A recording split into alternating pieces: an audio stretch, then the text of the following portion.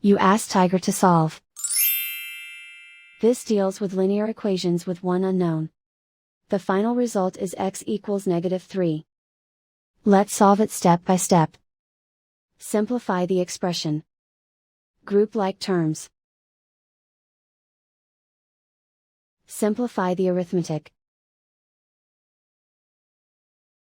Group all constants on the right side of the equation. Add 9 to both sides. Simplify the arithmetic.